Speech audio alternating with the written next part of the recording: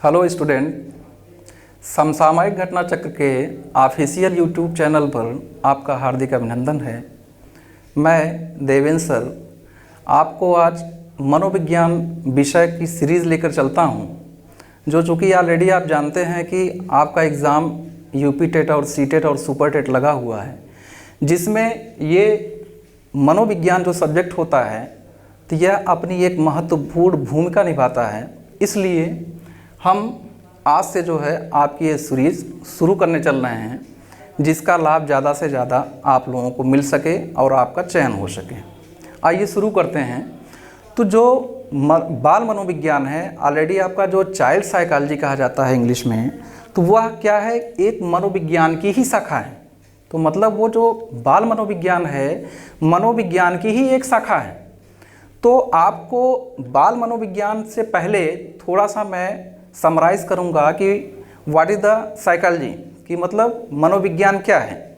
उसके बाद चूँकि आप शिक्षक बनने जा रहे हैं तो थोड़ा सा आपको शिक्षा के विषय में भी जानकारी होनी चाहिए। तो आज मैं जो ये पढ़ाने चल रहा हूँ, इसमें बाल मनोविज्ञान के पहले मैं आपको मनोविज्ञान का थोड़ी सी समरीज बताऊँगा, और उसके पहले मैं आपको शिक्षा के विषय में थोड़ा सा, और ख़ासकर जो इसके पिछले जो भी एग्जामिनेशन हुए हैं उसमें शिक्षा के विषय में, मनोविज्ञान के विषय में तथा बाल मनोविज्ञान के विषय में कहीं न कहीं से प्रश्न पूछे गए हैं, और आगामी परीक्षाओं में भी प्रश्न इस तरीके से पूछे जाएंगे। तो चलिए मैं थोड़ा सा शिक्षा के विषय में आपको बताता हूँ कि शिक्षा, प्राचीन समय में शिक्षा को विद्या कहा गया है। प्राचीन समय में शिक्षा को क्या कहा गया है? विद्या कहा गया है। और शिक्षा शब्द की उत्पत्ति संस्कृत भाषा के शिक्ष धातु से हुआ है। शिक्षा शब्द की उत्पत्ति संस्कृत भाषा के शिक्ष धातु से हुई है। तो जिसका अर्थ होता है, शिक्षा का अर्थ है सीखना, सिखाना। अतः इस प्रकार शिक्षा का अर्थ होता है सीखने व सिखाने की प्रक्रिया से। तो ध्यान रखिए आप लोग कि आप एक पेन उठाइए और कॉपी उठाइए, और आप जैसे जैसे मैं पढ़ा रहा हूँ इसको नोट करते जाइए। ये बहुत ही कंपलसरी चीज़ें हैं जो आपके आगामी एग्जामिनेशन में आने वाले हैं, ठीक है? तो इसको आप नोट कर लीजिए। चूँकि ऑलरेडी आपने पढ़ा कि शिक्षा जो है संस्कृत भाषा में क्या कहा जाता है, शिक्ष धातु से हुआ है, जिसका अर्थ होता है सीखना और सिखाने की प्रक्रिया से। इसी प्रकार शिक्षा को अंग्रेजी में एजुकेशन कहा जाता है। तो एजुकेशन शब्द जो है लैटिन भाषा के एजुकेटम से लिया गया है। किससे लिया गया है? एजुकेटम से लिया गया है, जो दो शब्दों से मिलकर अर्थात ई तथा ड्यूको, दो शब्दों से मिलकर बना है, जिसमें ई का अर्थ होता है इनर। इनर मतलब क्या होता है? अंदर से। अंदर मतलब क्या होता है कि बालक के जो अंतर्निहित जो गुण हैं, शक्तियां हैं, तथा ड्यूको का मतलब होता है टू रेज, अर्थात आगे बढ़ाना और विकसित करना। इस प्रकार शिक्षा का अर्थ है अंदर से विकसित करना, अर्थात बालक की अंतर्निहित शक्तियों एवं गुणों को विकसित करना, अथवा जन्मजात शक्तियों का सर्वांगीण विकास करना ही शिक्षा है। अर्थात जो बालक होता है उसको किस तरीके से हम, जब एक छोटा सा बच्चा होता है तो वह क्या होता है कि वह असहाय होता है, असामाजिक होता है, ना तो वो चलना जानता है, ना तो बोलना जानता है, ना फिरना जानता है। तो उसको सामाजिक स्तर पर लाने के लिए शिक्षा ही वह जरिया है जिसके माध्यम से उसके अंदर विकास धीरे धीरे सतत रूप से निरंतर चलता रहता है, बढ़ता रहता है। तो जिसमें शिक्षा की एक अहम भूमिका होती है।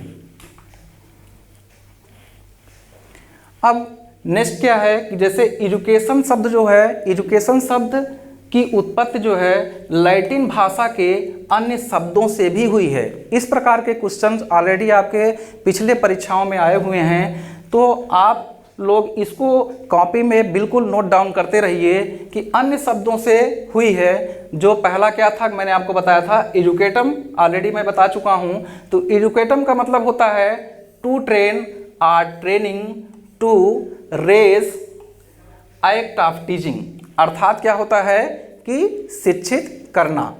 तो दूसरा जो शब्द होता है एजुकेशन शब्द की उत्पत्ति लैटिन भाषा के जो दूसरे शब्द से हुई है उसको बोलते हैं एडुकेयर। तो एडुकेयर का मतलब क्या होता है? To lead out. तो लीड आउट का मतलब क्या होता है कि विकसित करना। विकसित करना मतलब जो अंतर्निहित शक्तियां हैं बालक के अंदर उस चीज़ को विकसित करना है, उसको आगे बढ़ाना है। ठीक है। फिर लैटिन भाषा के तीसरे शब्द से इसको बोलते हैं एजुकेयर। एडुकेयर का मतलब क्या होता है कि to educate, to bring up, to raise, अर्थात हिंदी में क्या बोलते हैं? विकसित करना, बाहर निकालना और आगे बढ़ाना। इस प्रकार आप देखेंगे एजुकेशन शब्द की जो उत्पत्ति है लैटिन भाषा के, पहला एजुकेटम से हुआ है, दूसरा एडुसेयर से हुआ है, तीसरा एडुकेयर से। तो इसको आप लोग नोट कर लीजिए।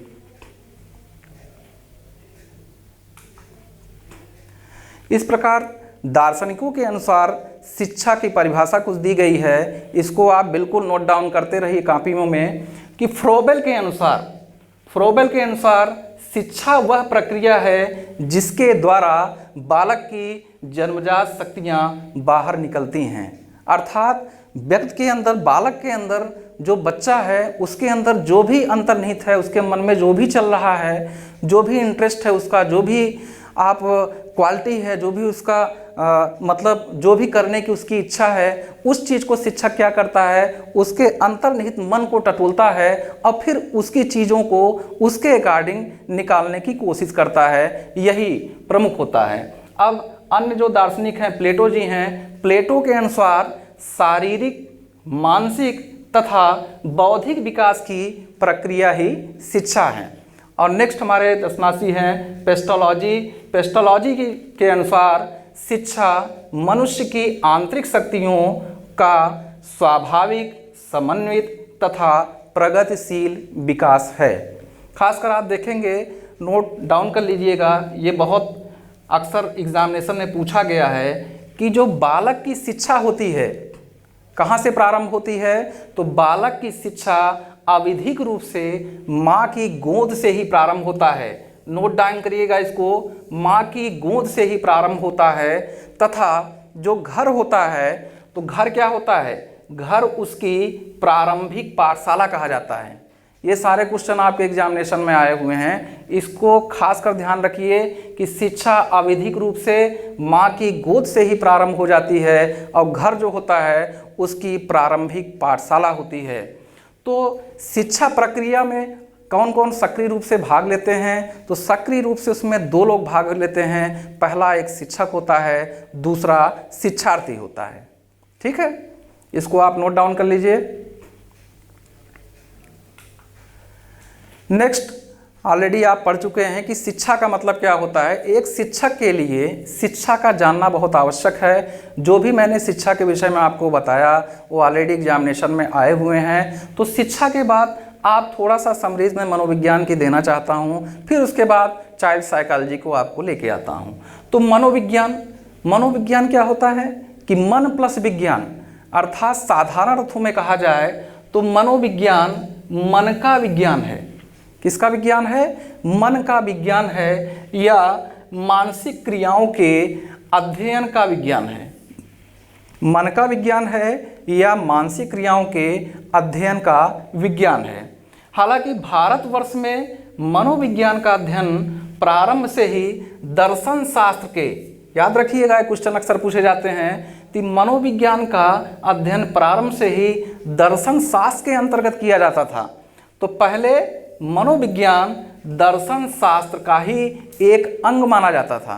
किसका माना जाता था? दर्शन शास्त्र का ही एक अंग माना जाता था।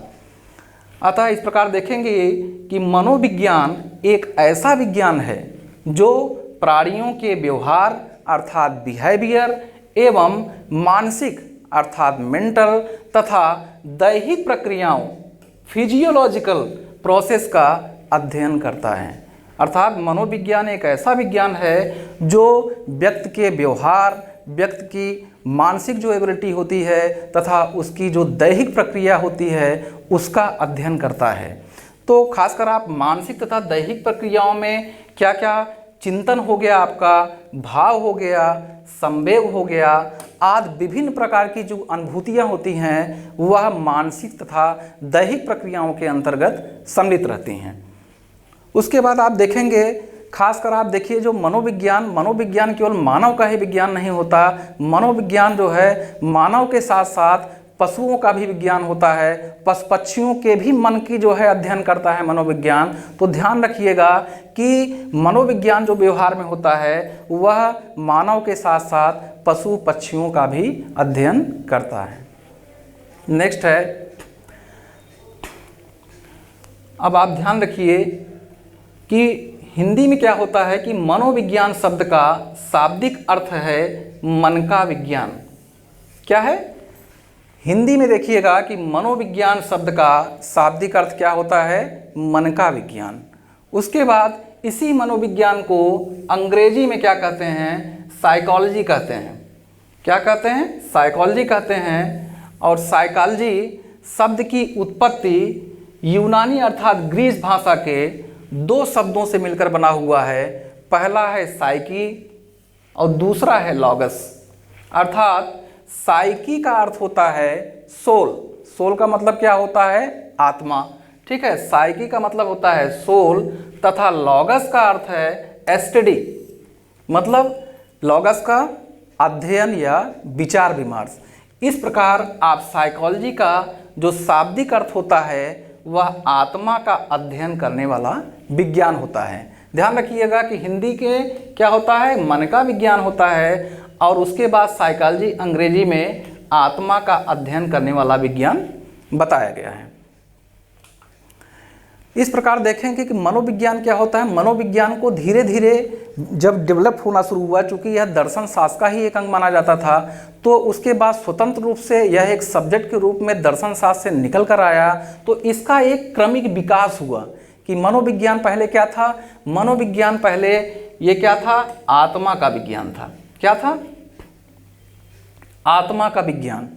ठीक है, तो आत्मा का विज्ञान अर्थात क्या हो गया? Science of soul. तो इसमें क्या हुआ कि 16वीं शताब्दी में ग्रीस देश के दार्शनिकों ने मनोविज्ञान को आत्मा का अध्ययन करने वाला विज्ञान माना। यूनानी दार्शनिकों में कौन कौन थे? प्लेटो थे, अरस्तु थे और डेकार्टे थे। ऐसे थे लोग जो इस चीज़ को मनोविज्ञान जो है आत्मा का विज्ञान के रूप में इन्होंने स्वीकार किया। लेकिन होता क्या है कि बाद में फिर मनोवैज्ञानिकों ने इस पर रिसर्च करना शुरू किया कि चूँकि आत्मा का ना कोई स्वरूप होता है ना आकार होता है, तो कहीं न कहीं से फिर इस पर रिसर्च करने की ज़रूरत पड़ी। तो फिर आत्मा के मनोविज्ञान के बाद फिर आप ध्यान रखिएगा कि ये जो क्रमिक विकास है, ऑलरेडी एग्जामिनेशन में पूछे जाते हैं कि मनोविज्ञान का क्रम क्या था, कि पहले आत्मा, फिर उसके बाद नेक्स्ट आप देखेंगे क्या आया कि मनोविज्ञान क्या है? मन का विज्ञान है। तो पहले क्या निकल के आया? पहले आत्मा का विज्ञान निकल के आया, फिर दूसरे नंबर पे क्या आया? मनोविज्ञान मन का विज्ञान है। इसको नोट करते रहिए आप लोग। मन का मतलब science of mind. Science of mind second पे कहा गया। फिर मध्य युग के दार्शनिकों ने मनोविज्ञान को मन के विज्ञान के रूप में परिभाषित किया और इसको स्वीकार किया। लेकिन फिर वही बात आई कि आखिर मन का भी स्वरूप ना कोई आकार होता है, ना तो हम उसको छू सकते हैं, ना देख सकते हैं, और ना तो आत्मा को देखा जा सकता है। तो फिर ये लोग मनोवैज्ञानिकों ने क्या किया? नहीं, अभी रिसर्च किया और इसमें ज़रूरत है। फिर उन्होंने क्या किया कि मनोविज्ञान पर रिसर्च करके पुनः आगे बढ़े। तो फिर जो है क्या हो गया कि मनोविज्ञान तीसरा क्या आया कि चेतना का विज्ञान है। नोट करते रहिए कि मनोविज्ञान क्या है? चेतना का विज्ञान है, अर्थात साइंस ऑफ कॉन्शसनेस। 19वीं शताब्दी में विद्वानों ने मनोविज्ञान को चेतना के विज्ञान के रूप में स्वीकार किया। अर्थात मनोवैज्ञानिकों ने चेतना को मनोविज्ञान क्या कि मतलब मनोविज्ञान चेतना का विज्ञान है, अर्थात कॉन्शसनेस का विज्ञान है। इसमें जो मनोवैज्ञानिक सम्मिलित हैं उसमें विलियम जेम्स, ये सब सारे क्वेश्चंस आते हैं। इसको नोट करिएगा कि विलियम जेम्स, विलियम वुंट हैं और वाइफ जी हैं, तथा जेम्स सली आदि मनोवैज्ञानिकों का नाम प्रमुख है, जिन्होंने मनोविज्ञान को चेतना के विज्ञान के रूप में परिभाषित किया। फिर नेक्स्ट आता है, हालांकि जो चेतन होता है, चेतना के विषय में थोड़ा सा मैंने दिया है कि वास्तव में चेतन होता क्या है। कुछ जो चेतन शब्द है, तो चेतन शब्द से हमें अपने वर्तमान, आप जिस टाइम पे जिस जगह भी खड़े हैं, जो भी चीज़ें आ रही हैं अर्थात वर्तमान में, वही वर्तमान जागरूक स्थिति का बोध होता है। तो चेतन का मतलब क्या होता है कि वर्तमान क्या होता है, वर्तमान जागरूक स्थिति का बोध होता है। तो हालांकि आप देखें कि मन के 3 स्तर होते हैं, इसको नोट करिएगा, अक्सर क्वेश्चन में आते हैं कि मन के 3 स्तर होते हैं। पहला क्या है, चेतन है, दूसरा अर्धचेतन है तथा तीसरा अचेतन है। अर्थात कॉन्शसनेस और अर्धचेतन को सब कॉन्शसनेस, उसके बाद अचेतन मतलब अनकॉन्शसनेस। ठीक है, तो जो चेतन प्रक्रियाएं, जो ये चेतन है, तो चेतन प्रक्रियाएं मन का केवल एक अंश होती हैं, बहुत छोटा सा पार्टिकल होता है, जबकि मन का जो अधिकांश भाग होता है वह अर्धचेतन तथा अचेतन में ही सम्मिलित रहता है। ठीक है, तो खासकर इसको भी क्वेश्चन अक्सर पूछे जाते हैं, आप ध्यान रखिएगा, नोट करिएगा कि चेतन का अध्ययन, जो चेतन होता है, कॉन्शसनेस होता है, उसकी स्टडी अंतर्दर्शन या अंतर निरीक्षण विधि से ही संभव हो पाता है। ठीक है, तो इसको नोट कर लीजिए आप लोग। अब उसके बाद क्या निकल के आया कि चूंकि मनोविज्ञान आत्मा का विज्ञान है, फिर नेक्स्ट आया मनोविज्ञान मन का विज्ञान है, फिर नेक्स्ट आया मनोविज्ञान चेतना का विज्ञान है, फिर उसमें मनोवैज्ञानिकों ने रिसर्च शुरू किया, फिर इस पर बात चली, तो फिर लास्ट में क्या आया कि मनोविज्ञान व्यवहार का विज्ञान है। क्योंकि जो व्यवहार होता है कहीं ना कहीं से हमको वस्तुगत रूप से दिखाई देता है कि आप किसी के साथ कोई व्यवहार करते हैं तो आप अक्सर देखते होंगे कि कहीं न कहीं से वो चीज़ें हमको दिखती हैं। तो लास्ट में क्या हुआ कि मनोविज्ञान किसका विज्ञान है, वो व्यवहार का विज्ञान है, अर्थात साइंस ऑफ बिहेवियर। तो इसमें क्या हुआ कि जो 20वीं शताब्दी के प्रारंभ में अनेक मनोवैज्ञानिकों द्वारा मनोविज्ञान को व्यवहार के विज्ञान के रूप में स्वीकार किया गया, जिसमें मनोवैज्ञानिक प्रोफेसर वाटसन, ये ऑलरेडी नोट करिएगा, इनकी एक परिभाषा है जो अक्सर पूछा जाता है। तो इसमें जो मनोविज्ञान व्यवहार का विज्ञान है, इसमें मनोवैज्ञानिकों में प्रोफेसर वाटसन और वुडवर्थ तथा स्किनर आदि मनोवैज्ञानिकों का नाम प्रमुख है। प्रोफेसर वाटसन के अनुसार ये परिभाषा अक्सर पूछी जाती है, आप नोट करिएगा कि प्रोफेसर वाटसन ने इस चीज़ को माना कि मनोविज्ञान को व्यवहार का विज्ञान कहा है। तो वाटसन ने बताया कि व्यवहार एक क्रिया है जिसे वस्तुगत रूप से देखा जा सकता है। व्यवहार किसी उत्तेजना के फलस्वरूप अनुक्रिया होती है, अर्थात जब हम किसी के साथ अच्छा व्यवहार करते हैं तो वो आप कहीं न कहीं से आपको देखने को, वस्तुगत रूप से देखने को मिल जाता है। उसी तरीके से तो आज के जो मनोवैज्ञानिक हो खासकर इसी परिभाषा को लेकर चल रहा है कि मनोविज्ञान जो है व्यवहार का विज्ञान है।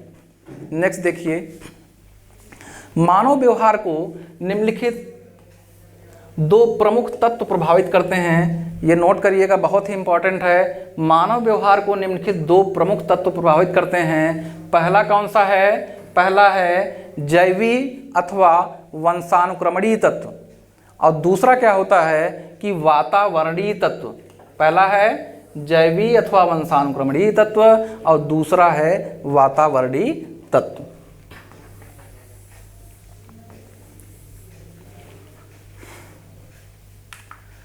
चलिए, फिर उसके बाद व्यवहार के विज्ञान के बाद मनोवैज्ञानिकों ने बताया कि नहीं, मनोविज्ञान व्यक्ति की क्रियाओं का अध्ययन है, अर्थात जब आप कोई व्यवहार करते हैं किसी के साथ तो उसमें एक्शन दिखता है। तो इन लोगों ने बताया कि मनोविज्ञान क्या होता है, व्यक्ति की क्रियाओं का अध्ययन है। तो मनोवैज्ञानिक वुडवर्थ के अनुसार मनोविज्ञान वातावरण से संबंधित व्यक्ति की क्रियाओं का विज्ञान है। इसके अंतर्गत अनुभूतियाँ और व्यवहार दोनों ही सम्मिलित होते हैं।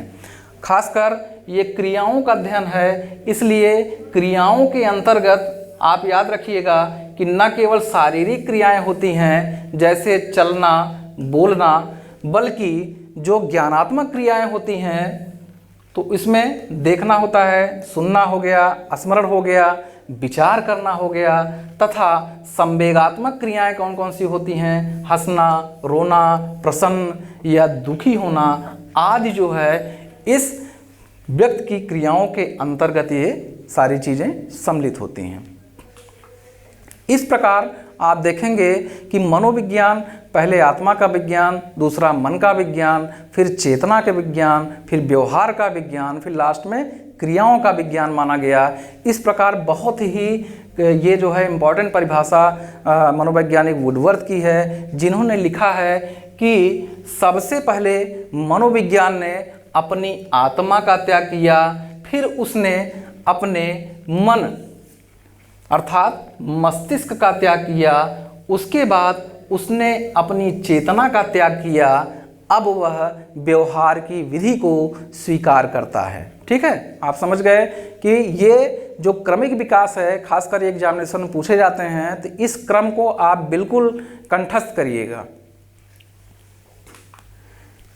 अब मनोविज्ञान की अन्य परिभाषाएं भी आप नोट करिएगा कि जैसे जेम्स ड्रेवर के अनुसार मनोविज्ञान को विधायक विज्ञान कहा है। ये अक्सर क्वेश्चन में पूछे गए सवाल हैं, खासकर जैसे फिर आप मनोवैज्ञानिक जो क्रो एंड क्रो भी इनको बोला जाता है कि मनोविज्ञान मानव व्यवहार और मानव संबंधों का अध्ययन है।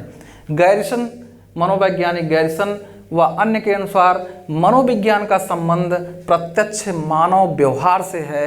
हिलगार्ड एटकिंसन के अनुसार मनोविज्ञान वह विज्ञान है जो व्यवहार तथा मानसिक प्रक्रियाओं का अध्ययन करता है। तो इस प्रकार आप देखेंगे कि मैं आपको शिक्षा के बारे में समराइज कर दिया कि what is the meaning of education, फिर उसके बाद मैंने साइकोलॉजी को ले आया कि what is the meaning of psychology. तो थोड़ा सा आपको जानना आवश्यक है बाल मनोविज्ञान के पहले कि मनोविज्ञान क्या होता है और शिक्षा क्या होती है। अब इसके बाद आप बाल मनोविज्ञान देखेंगे। हालांकि कभी कभी ये भी क्वेश्चन आ जाते हैं कि जियो साइकोलॉजी क्या होती है। तो जियो साइकोलॉजी इसके अंतर्गत मानसिक अवस्थाओं और व्यवहार तथा प्राकृतिक वातावरण, जियो साइकोलॉजी प्राकृतिक वातावरण ध्यान रखिएगा, climate, weather, landscape and soil से संबंधित समस्याओं का अध्ययन जियो साइकोलॉजी के अंतर्गत किया जाता है। अब आते हैं कि बाल मनोविज्ञान होता क्या है। ठीक है, तो आपने क्या किया कि मनोविज्ञान की एक अंश ही क्या है, एक छोटी सी शाखा आप कह सकते हैं, उसी के अंदर से निकला हुआ बाल मनोविज्ञान। तो बाल मतलब क्या होता है, चाइल्ड साइकोलॉजी होती है।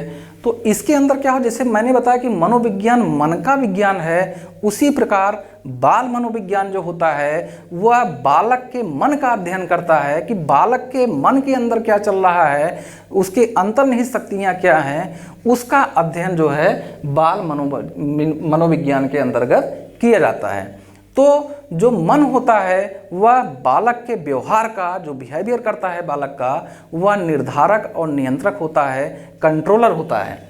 तो शिक्षा जगत में बालक का अध्ययन जो है, जो कार्य हुआ, भारत में आदिकाल से चला आ रहा है, जिसके विभिन्न नाम और विभिन्न स्वरूप रहे हैं। किंतु जो है 19वीं शताब्दी के, याद रखिएगा, 19वीं शताब्दी के प्रारंभ में अमेरिका में बाल मनोविज्ञान के अध्ययन को क्रमबद्धता प्रदान की गई। बाल मनोविज्ञान के विषय में हर जगह अपना कुछ ना कुछ चल रहा था, लेकिन जो उसको सम्मिलित रूप से क्रमबद्ध किया वो किसने किया है, अमेरिका ने किया है। इसको याद रखिएगा, और वो भी 19वीं शताब्दी में। ठीक है, इसको नोट कर लीजिए। फिर नेक्स्ट देखते हैं,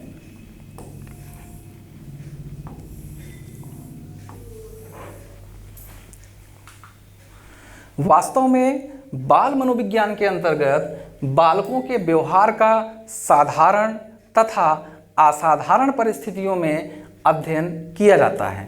तो इसके अंतर्गत अर्थात बाल मनोविज्ञान के अंतर्गत जन्म के पूर्व गर्भावस्था से लेकर उसकी परिपक्वता अर्थात मैच्योरिटी तक शारीरिक, याद रखिएगा क्या क्या होता है, शारीरिक, मानसिक, संज्ञानात्मक, सामाजिक एवं भाषा विकास का अध्ययन किया जाता है।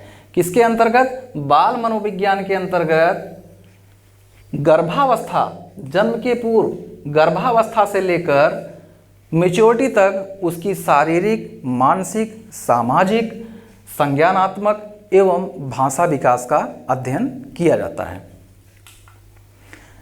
जेम्स ड्रेवर के अनुसार आप देखेंगे कि बाल मनोविज्ञान की वह शाखा है जिसमें जन्म से परिपक्वावस्था तक विकसित हो रहे मानव का अध्ययन किया जाता है। कहाँ तक होता है? कि जन्म से परिपक्वावस्था तक विकसित हो रहे मानव का अध्ययन किया जाता है। इसी प्रकार मनोवैज्ञानिक क्रो के अनुसार बाल मनोविज्ञान वह वैज्ञानिक अध्ययन है जो व्यक्ति में विकास का अध्ययन गर्भकाल से प्रारंभ होकर किशोरावस्था की प्रारंभिक अवस्था तक करता है। इस प्रकार बाल मनोविज्ञान में आपको ध्यान देना है, खासकर एक आप बच्चों की इमेज बनाइए अपने अंदर कि हाँ, बच्चे की जब बच्चा 10 दिन का रहता है, 1-2 दिन का, 4 दिन का, 10 दिन का जब भी रहता है, तो उसकी एक इमेज को रखकर आप बाल मनोविज्ञान को सोचिए कि वो किस तरीके से एक्टिविटीज उस समय करता होगा। तो उसी को ध्यान में रखकर आपको मतलब एक सकारात्मक दृष्टिकोण को अपनाएंगे तो कहीं न कहीं आपको लगेगा कि नहीं, ये क्वेश्चन बिल्कुल, आप उसको इमेज को बनाकर इसको बाल मनोविज्ञान को पढ़ेंगे तो कहीं न कहीं से आपको मैक्सिमम कुछ न कुछ आपको बिल्कुल देखने को मिलेगा कि जो बाल मनोविज्ञान है वह वास्तव में बालक के मन का विज्ञान है, जिसमें बालक के मन का ही अध्ययन किया जाता है और बालक के मन की अंतर्निहित चलने वाली जो भी चीज़ें हैं, उसके अंदर जो इंटरेस्ट है, जो उसकी क्वालिटी है, जो उसके नेचर हैं, उसको हमें क्या करना है, इसी के अंतर्गत जो है अध्ययन करना है। मनोवैज्ञानिक आइजेंग के अनुसार आप देखेंगे कि बाल मनोविज्ञान का संबंध बालक मनोविज्ञान प्रक्रियाओं के विकास से है। किससे है? विकास से है, जिसमें गर्भकालीन अवस्था, जन्म, शैशवावस्था, किशोरावस्था और परिपक्वता के लिए बालक की मनोवैज्ञानिक विकास प्रक्रियाओं का अध्ययन किया जाता है। इस प्रकार आपने शिक्षा को देखा, मनोविज्ञान को देखा और उसके बाद जो है बाल मनोविज्ञान को देखा। अब इसके पश्चात जो है आपके जो भी सिलेबस हैं ऑलरेडी उसको सीरीज के माध्यम से पढ़ाया जाता रहेगा और आप ज़्यादा से ज़्यादा इसको लाइक करिए, शेयर करिए और चैनल को सब्सक्राइब करिए, जिससे दूर दराज में बैठे ग्रामीण छात्रों को ज़्यादा से ज़्यादा लाभ मिल सके और उनका चयन हो सके। धन्यवाद।